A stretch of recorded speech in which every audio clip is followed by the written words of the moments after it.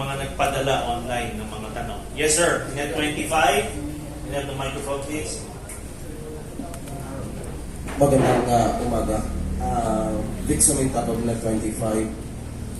Salamat at na-enlighten kami dito sa mga resource person natin. Now that we identify the problem regarding our problem doon sa food security natin. As you mentioned, Sir Edwin Chen, yung pork problem natin, kay President Danilo Pausto doon sa rice at kay Ma'am Rowena, even kay Attorney Insyong doon sa manok natin. Yung problema is yung importation.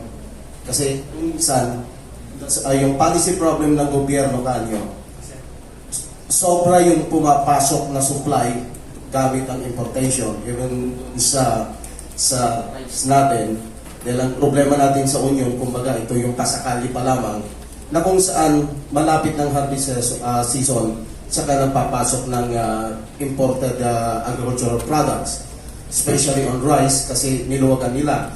The minimum access volume, niluwagan nila, yung taripa, binabaan.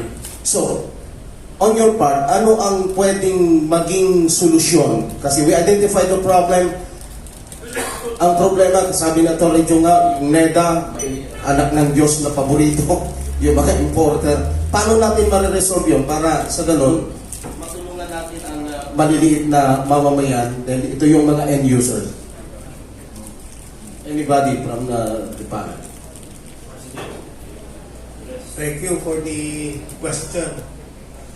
In general, across all commodities, we are happy to note that the value chain is not being given attention.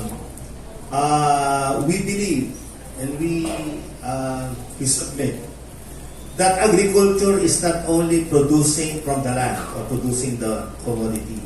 It involves the entire value chain, backward and forward linkage. The produce should be well packaged, processed, value adding, and it has to be supported with logistics, supply chain, distribution, packaging up to the table of the consumer. So that is agriculture for us. If we do not do value chain, because in that value chain also involves profit. So it will add to the profit of the farmer. So the farmer has to get access to that value chain.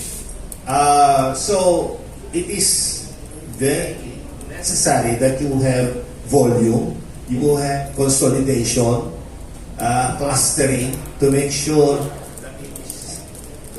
that it is packaged and reach the market. Hina na natin na. Hina na patilya. Anyway, so that's the solution. Productivity. We are not against importation. I'd like to, importation is not a problem. The problem is if you import more than what is required. Because if you import what is required, then you now kill the producers. Because it cannot compete at the moment, because of the lack of the value chain and efficiency in production.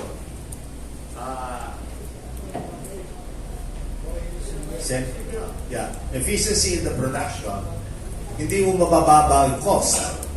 So, but if we have the production, can you imagine? That is why we have invited representative from indigenous people. Wala sa mapa natin yan. 25 to 40% of arable land is with them. We should not commit the same mistake that we did with the agrarian reform, wherein our farmers, after given titles to the land, were abandoned, practically abandoned in terms of support services. Before, when they were, there are landlords, they can go to the landlords for the capital. They can go there for personal loan, whatever, for their personal needs, family needs. Nawala lahat yun when they were given land. So the support service did not come in as quick as possible. And that is now happening and will happen to the indigenous people that controls 25 to 40% of our land, which can produce food and increase our supply. That is why they are here now. PCAFI is covering the entire